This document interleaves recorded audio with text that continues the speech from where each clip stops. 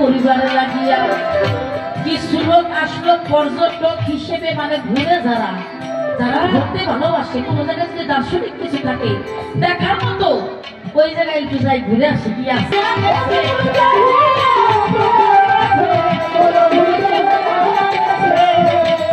এইবার বসো 5 থেকে 6 জন লোক 6 নম্বরে যায় মুক্ত দিল।